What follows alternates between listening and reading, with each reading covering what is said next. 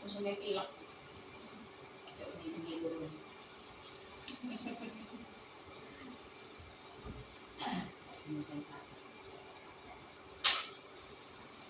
Bismillahirrahmanirrahim.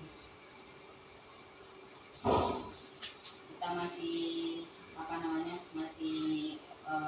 membahas tentang support system. Jadi penunjang kesuksesan seseorang untuk mengenali dirinya. Jadi masih dari bab kecerdasan mengenali diri melalui beribadah dan bersikap. Kecerdasan mengenali diri. Ada beberapa penunjang penting yang akan bertemukan kita dengan pengenalan terhadap diri kita sendiri. Di kemarin setelah lingkungan, kemudian guru, lalu teman. Teman yang pertama sudah kita bahas adalah orang yang bersungguh-sungguh. Lalu yang kedua adalah orang yang warok. Al-warok itu adalah pribadi yang bisa menjaga diri. Maka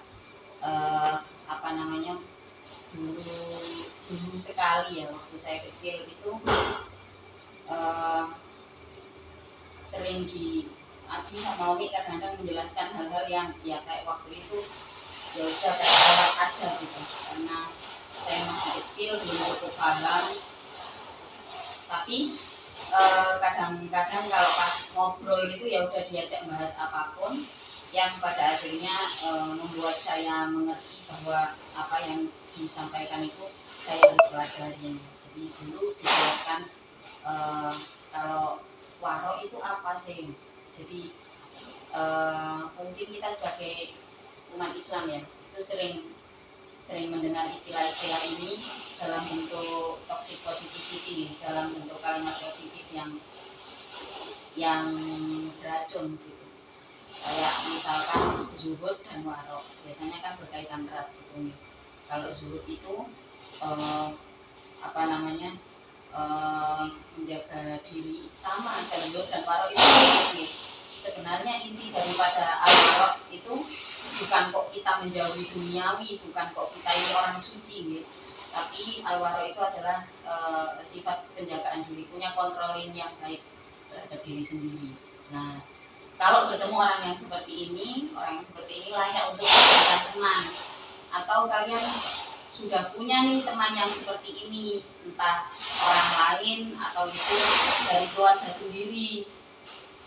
Kalau punya karakter yang seperti ini, maka dia masuk ke dalam kriteria sebagai pribadi yang akan menunjang pembentukan diri kita. Al-waro itu bukan orang yang semata-mata bersih dari dosa. Itu mustahil, tidak ada ya orang yang bersih dari dosa. Namun yang selalu bersabar menjalani proses dalam ketaatan. Bukan pula tipe orang yang demi menghindari dosa ia tidak berbuat apa-apa. Dosa dan neraka memang mengerikan, bahkan setiap hari semua orang berpeluang terperangkap di dalamnya. Namun demikian ada pahala 10 kali lipat pada setiap kebaikan. Nah, ini yang sering saya singgung ya, mengenai peluang sukses dan gagal, mengenai peluang pahala dan dosa setiap hari. Manusia selalu dihadapkan pada dua peluang ini ya, peluang sukses dan peluang gagal, atau peluang pahala dan peluang dosa. Seberapa besar pun peluang dosa itu mengancam ya, tapi Allah sudah janjikan kebaikan itu nilainya berlipat-lipat gitu dibanding nilai aslinya sendiri. Jadi sudah bisa dipastikan meskipun setiap hari kita dihadapkan dengan kesalahan, tapi peluang melakukan kebaikan itu selalu terbuka sebenarnya. Apakah setiap hari kita ini hanya sibuk untuk menghindari dosa saja? Tentu tidak. Jadi kepribadian al-waro itu bukan orang yang tidak melakukan apa-apa karena takut dosa. Bukan seperti itu al-waro. Al-waro itu adalah menjaga diri dari dosa itu bukan dengan menghindari dosa, tapi dengan mengontrol setiap perbuatan yang dilakukan. Jadi dia bisa mengontrol kesadarannya untuk fokus pada melakukan hal-hal yang baik. Jadi Abi itu sering berpesan seperti ini kan, la tahqironna bil ma'ruf. Jadi kadang-kadang kalimat itu tiba-tiba ya seringkali menjadi support di saat kita benar-benar merasa kok kayaknya saya belum ngapa-ngapain ya, sampai usia segini saya belum melakukan apa-apa gitu. Kalimat la tahqironna bil ma'ruf itu menjadi sangat berharga karena isi daripada kalimat tersebut adalah jangan meremehkan kebaikan. Jadi kebaikan sekecil apapun yang kita buat ya, itu bernilai, itu bukan sesuatu yang remeh. Nah, pribadi yang al-warok ya, jika kalian punya teman yang al-warok, itu biasanya ciri-cirinya apa? Setiap hari dia banyak sekali melakukan kebaikan ya, jadi kayak tidak ada beban melakukan kebaikan, bukan karena kewajiban, bukan tertekan oleh kewajiban, tapi memang dengan senang hati nih melakukan kebaikan-kebaikan kecil nih, kebaikan-kebaikan kecil yang istilahnya apa ya, karena ini konteksnya teman nih, biasanya teman yang punya sifat kontrol diri yang baik itu dia fokus pada kebaikan itu karena tidak ingin orang lain atau teman terdekatnya celaka. Jadi garis besar daripada al-waro itu adalah menjaga dirinya, menjaga apa yang dimiliki, menjaga tanggung jawabnya. Itu adalah intisari daripada karakter al-waro. Orang yang punya sifat waro bukan orang yang suci dari dosa. Kesucian diri dari dosa adalah hak istimewa yang dianugerahkan oleh Allah pada para nabi dan rasul. Jadi yang diberikan privilege bersih dari dosa itu adalah hanya nabi dan rasul. Lah kalau kita manusia biasa nggak mungkin bersih dari dosa. Setiap hari ada peluang itu, kan dengan kebohongan kecil kepada teman ya, atau bahkan kepada diri sendiri gitu. Ini peluang-peluang dosa itu setiap hari akan selalu ada nih, karena kita bukan nabi dan rasul. Sedangkan sifat al-mu'min terjaga diri dari dosa, dari semua dosa, benar-benar disucikan dari dosa, itu hanyalah hak istimewa atau privilege dari Allah kepada nabi dan rasul. Kenapa? Karena nabi dan rasul itu ketika melakukan kesalahan, tegurannya kan langsung, nggak seperti kita nih. Kayak kalau kita nek tegurannya gak nemen, gak kroso nek itu salah. Kalau kita belum diuji dengan diperingatkan dengan kegagalan, kita nggak akan sadar bahwa itu kesalahan. Itu kan sering terjadi, ya kan? dalam segala hal itu sering terjadi. Kita teledor dengan diri kita sendiri. Kalau belum sampai sakit hati ada yang ngomong, misalkan nih kita nggak pernah rokok itu gak ganti-ganti, saulan gak diumbar. Lek gorong koncone ngomong, mbak rokok ambu, kenapa harus diperingatkan dengan sampai keluar kalimat yang menyakiti hati kita? Ya memang seperti itu karakter manusia biasa. Tapi Nabi dan Rasul tidak. Ketika melakukan kesalahan, Allah langsung berikan teguran. Apakah kita sebagai manusia biasa siap dengan hal itu? Tentu saja tidak. Salah satu hal nih, ada banyak sekali contoh-contoh bagaimana Allah menegur langsung kepada para nabi dan rasul. Salah satu kisah tentang Nabi Ayub alaihissalam yang diuji dengan penyakit kulitnya. Pada saat itu beliau sudah memiliki segalanya, anak, istri, harta benda. Jadi kan kalau di kitab-kitab itu kan dijelaskan bahwa harta beliau itu yang satu ladang yang dimiliki oleh Nabi Ayub itu membutuhkan 50 orang untuk untuk dikerjakan satu ladang. Sedangkan ladangnya ada sangat banyak sekali. Pekerjaannya juga banyak. Kalau kita berbicara tentang nabi-nabi terdahulu, ya, tentang nabi-nabi terdahulu, tingginya aja kalau seukuran dengan umat Rasulullah sekarang, ya, tentu saja tingginya semakin mengecil, ya, semakin mengecil. Sedangkan nabi-nabi di zaman dulu kalau dikatakan ladangnya seluas itu, ya berarti bisa dibayangkan seluas apa kekayaan Nabi Ayub alaihissalam. Kemudian suatu ketika karena mungkin di sini setan merasa iri dengan apa yang dimiliki oleh Nabi Ayub, gitu. Merasa iri dan akhirnya minta pada Allah, ya Allah, kalau misalkan hartanya diambil, apakah imannya akan menetap? Dan itu diperbolehkan oleh Allah. Ya sudah, coba saja. Nah ini, apakah manusia kuat dengan cobaan yang diberikan kepada Nabi Ayub? Ya? Seluruh kulitnya dibuat gatel seperti itu selama sekian tahun, sampai ditinggalkan oleh kodamnya, ya? Ditinggalkan oleh semuanya, anak-anaknya juga dibunuh, ya, oleh setan.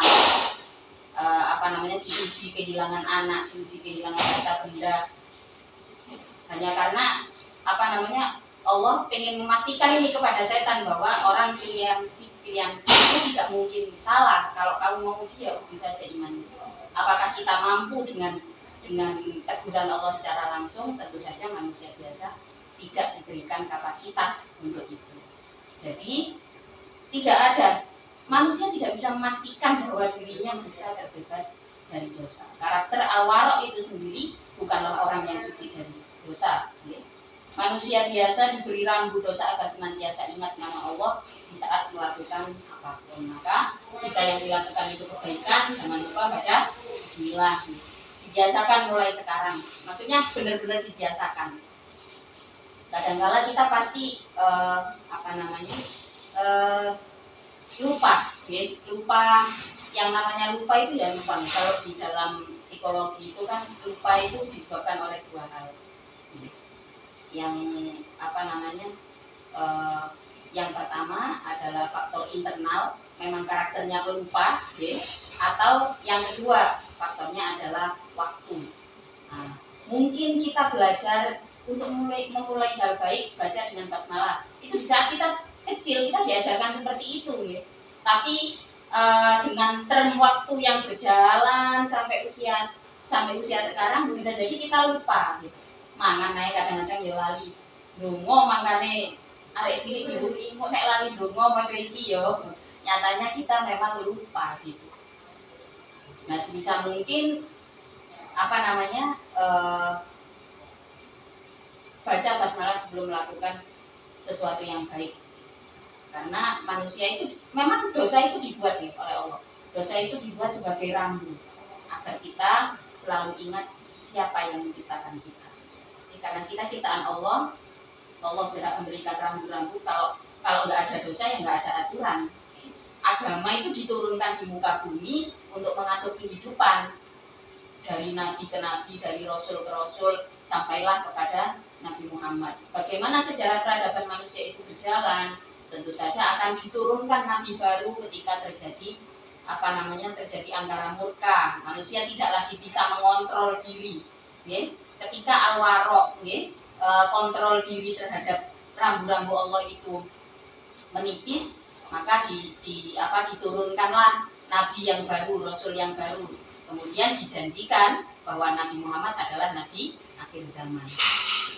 Artinya apa? Setelah Nabi Muhammad tidak ada lagi nabi dan rasul yang diturunkan, kan gitu. Kenapa? Karena Rasulullah yang paling mengajarkan banyak sekali, yang disempurnakan akhlak di dunia ini melalui ajaran Rasulullah SAW.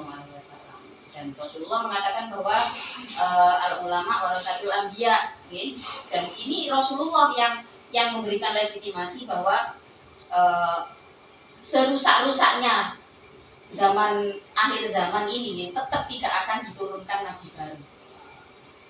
Maka ilmunya para nabi dipelajarilah oleh para sahabat yang kemudian diturunkan dan terus turun kepada para ulama dan sampailah ke kita saat ini. Jadi sifat warok, karakter warok itu menjadi apa ya, menjadi kontrol bahwa setiap hari kita berpeluang untuk dosa, maka dengan karakter al-warok itu seseorang bisa mengontrol diri untuk tidak banyak-banyak melakukannya atau tidak disengaja melakukan dosa. Nah, kalau punya teman yang kontrol dirinya bagus seperti ini, maka dia teman yang baik. Biasanya itu ditandai dengan hal-hal kecil, ditandai dengan hal-hal sederhana, keteraturan itu. Jadi misalkan dia rajin kayak potong kuku, itu rutin gitu, terus kemudian membersihkan diri itu rutin, dan itu dia lakukan tanpa ada perasaan bahwa dia yang paling bersih, bahwa dia yang paling baik gitu. Nah, kalau punya teman yang seperti ini, ya sebisa mungkin pertahankan, itu akan baik untuk pengembangan diri kita.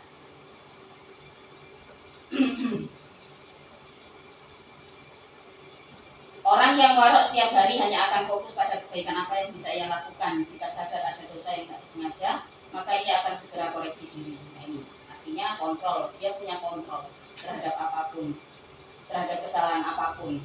Yang dikontrol bukan orang lain, tapi dirinya sendiri.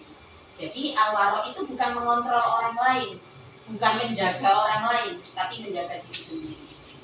Kan gini loh ya, respon dari luar itu bukan kapasitas kita untuk mengontrol. Yang bisa kita kontrol adalah diri kita sendiri. Jadi ya tugas kita adalah menjaga diri. Kalau ada yang menyakiti, tunjukkan kalau kita tersakiti. Oke? Itu sebagai, jadi kan semua orang itu ketika dikecewakan ada reaksi otomatis bernama denial. Ini boleh, denial itu bukan sesuatu yang buruk. Kenapa? Karena denial itu adalah istilahnya apa ya, perlindungan diri ketika kita merasa dikecewakan atau disakiti secara mental. Kita punya denial. Ini tunjukkan ketika itu muncul di saat kita tersakiti, dan jangan keburu diabaikan, dengarkan rasa sakit itu. Nah, okay, maka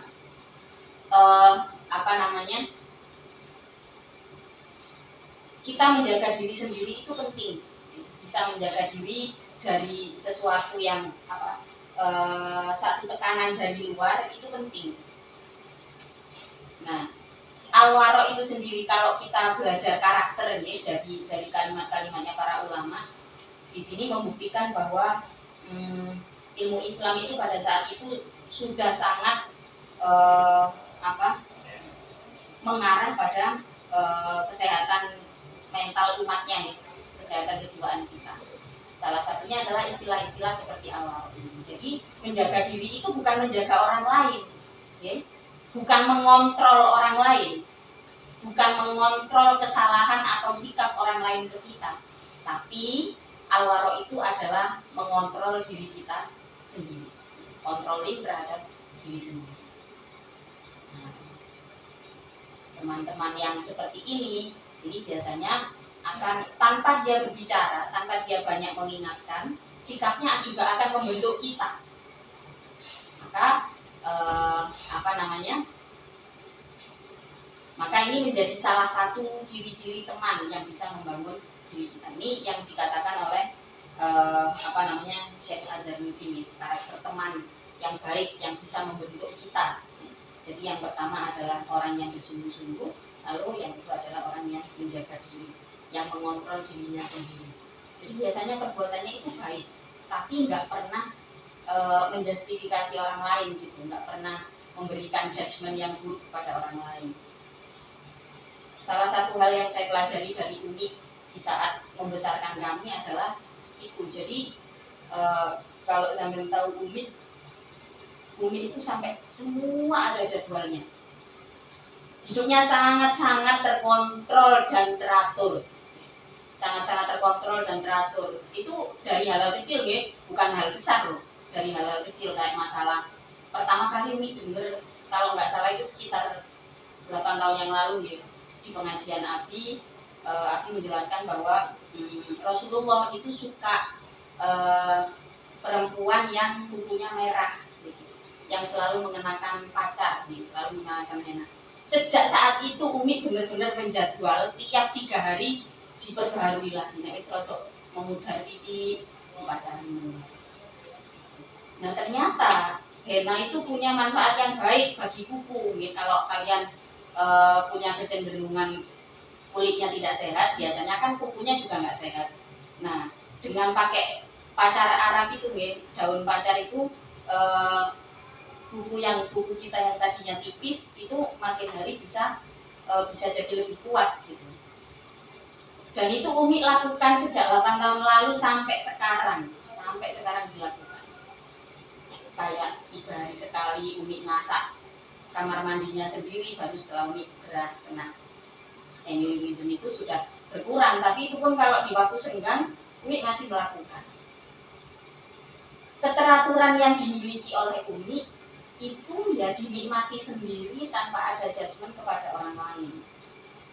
Yang kayak ya seperti yang kalian tahu ya, di rumah Umi bukan satu-satunya istrinya Abi lah ya, istilahnya gitu. Ada istri Abi yang lain. Apakah lantas Umi memberikan seragam bahwa semuanya harus sama seperti saya? Enggak ada. Kepada anak-anaknya pun Umi juga begitu. Umi itu rutin bangun malam ya jam segitu, ya, jadi tidurnya awal kemudian bangun. Dulu waktu kecil kalau saya kemana-mana jarang kan sama Abi, cuma sama Umi, hampir nggak pernah. Kalau sama Abi ya otomatis sama istri-istri yang lain gitu.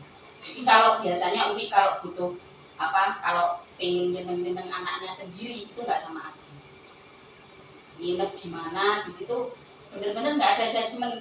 Kalau Umi pengen deres, yang deres oleh diri beliau sendiri gitu. Nanti kalau lihat anaknya kukunya panjang nggak pakai ngomong, ambil langsung dipotong. Itu juga mengajarkan hal penting gitu bagi saya. Umi selalu bilang, jadi yang disebut zuhud dan warok itu bukan kok kita kita bersikap kotor, bersikap kotor itu dalam artian kelambine sing elek, terus mari ngono gak wedaan, bukan yang seperti itu, atau poso tapi sambat, poso tapi gak iso guyu misalnya gitu. Itu gak zuhud, itu gak al-warok karena saya suka puasa gitu. Jadi dulu itu saya ijazahan Dawud di saat saya belum mens, sekitar umur berapa ya, kalau nggak salah 2 tahun, umur 9 sampai umur 10 tahun. 2 tahun itu sebelum saya mens, sepanjang 2 tahun itu saya puasa Dawud. Kalau mood saya buruk karena puasa, itu justru Umi ngomel.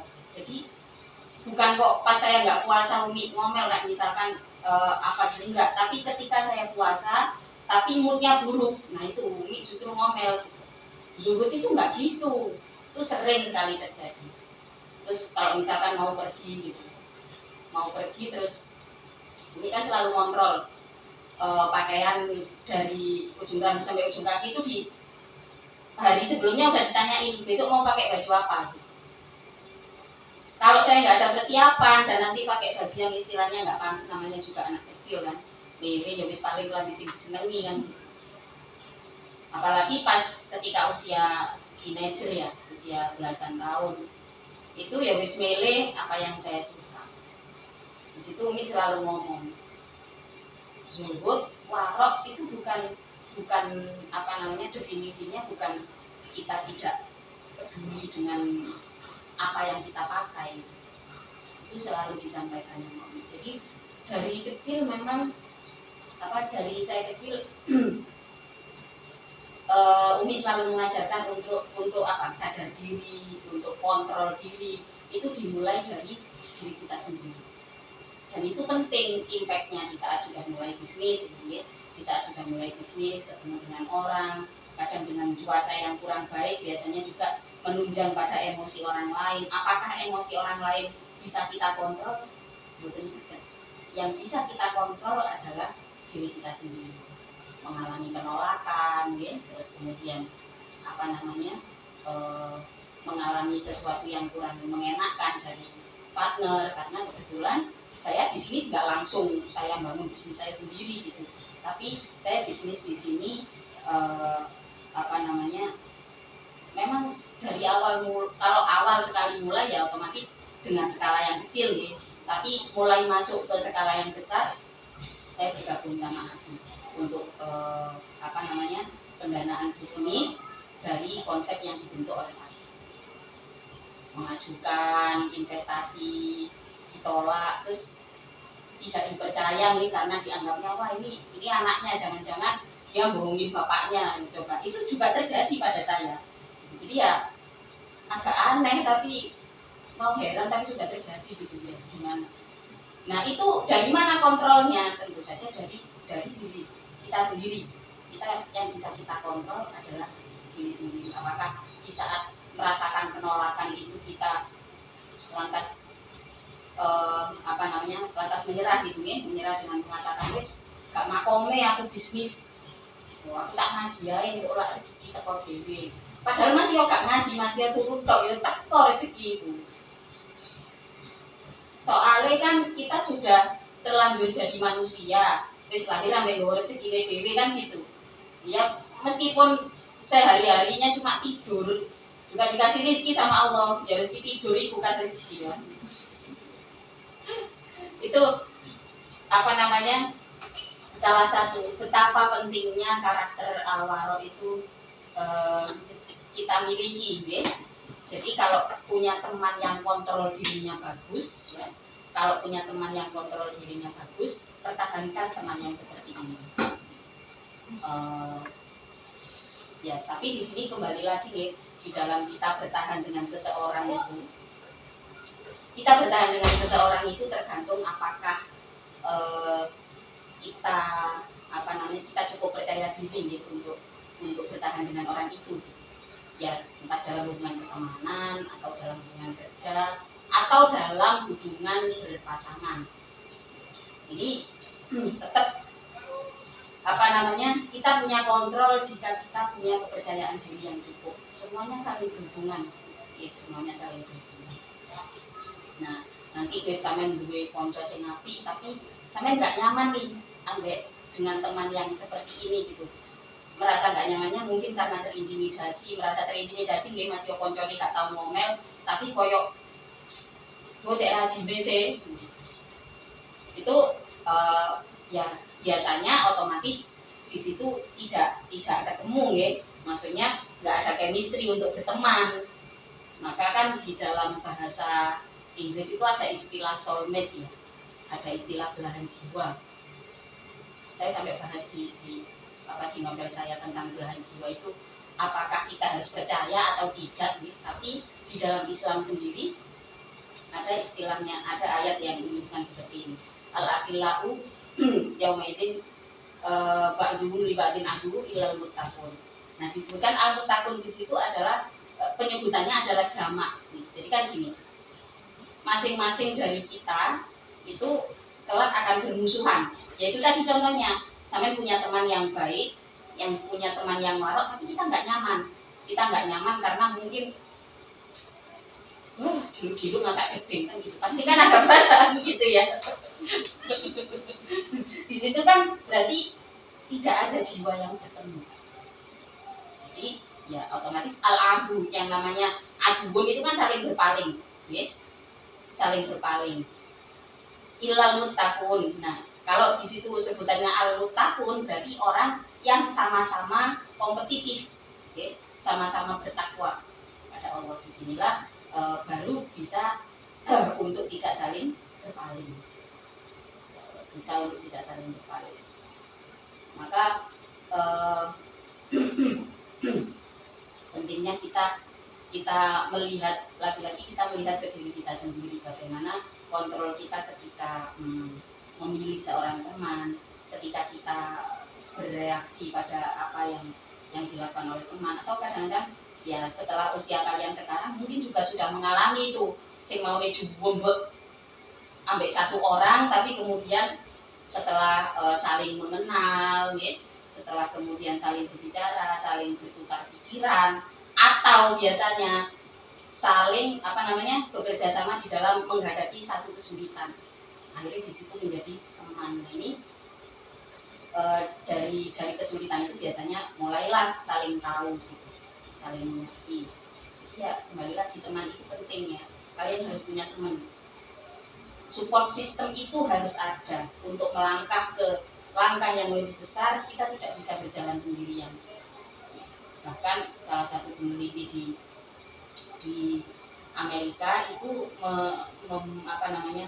membuktikan melakukan sebuah penelitian terhadap orang biasa dan pengusaha.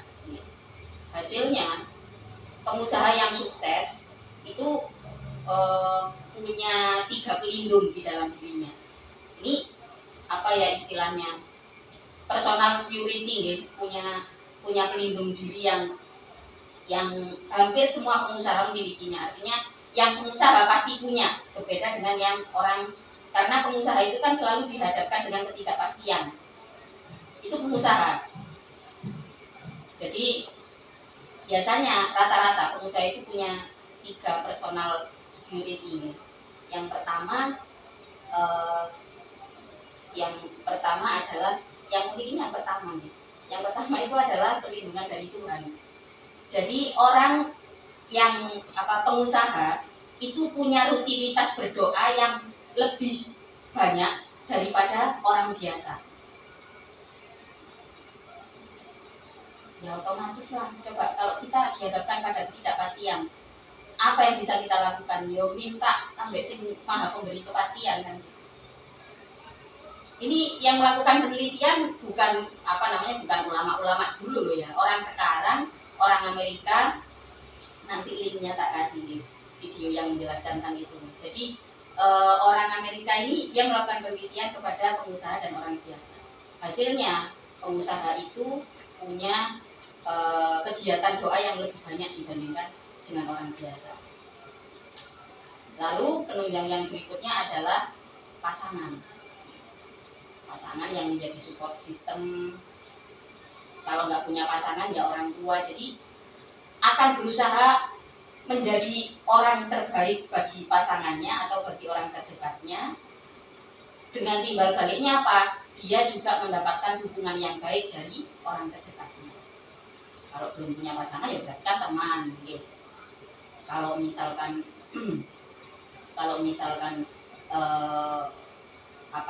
tidak dengan teman, ya dengan saudara atau dengan orang tua. Yang lebih utama adalah orang tua, mungkin berbuat baik kepada orang tua. Jadi nanti kalau kalian mulai bisnis dengan berpartner dengan orang tua, jadi membentuk mental kita sebagai entrepreneur dengan bekerja dengan apa yang sudah dilakukan oleh orang tua. Ini adalah satu pembentukan yang paling baik sepengalaman saya. Mungkin orang lain punya pengalaman yang berbeda, tapi karena saya memulai yang pertama itu dengan berrelasi dengan orang tua, ya lumayan menjadi tameng jadi nanti sukses hal-hal baiknya kayak suksesnya, baik-baiknya itu ya reputasi orang tua. Ya, kalau ada jelek-jeleknya ya nanti ke saya nggak apa-apa, wong sing nomek, wong tuwek sing dingonokno kan abot ya. Jadi ya selagi masih muda kenapa enggak? Toh kalau orang yang sudah pernah partnership dengan orang lain itu, kalau sudah pernah melihat keburukan kita, maka biasanya antara dua hal, antara semakin siap untuk menyambut kebaikan kita, gitu, seperti kisahnya Hindun itu loh, sahabat Rasulullah yang dulunya sangat benci terhadap Rasulullah, yang makan hatinya Sayyidina Hamzah itu kan namanya Hindun ya. Itu kan dulunya sangat benci, jadi keluarga yang paling dibenci di Makkah itu adalah keluarganya Rasulullah, karena pada saat perang Badar itu ada tragedi anak dan ayahnya meninggal.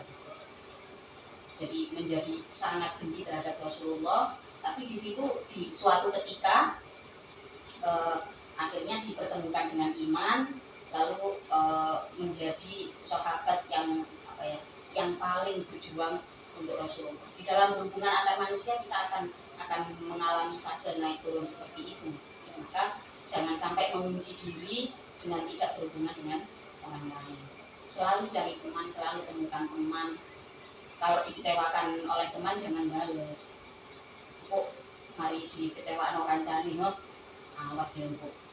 Entah sampean yo nek balas langsung nang kancane gak masalah kan koncone dhewe, tapi yang buruk adalah ritme balas dendam yang ada di dalam hati manusia. Biasanya gini, ketika dia dikecewakan oleh orang lain, dia cenderung akan nanti kalau dia bertemu dengan orang yang lainnya lagi akan ditularkan luka itu. Jadi konsep menularkan luka, konsep pendendam itu yang memang ada di hati manusia.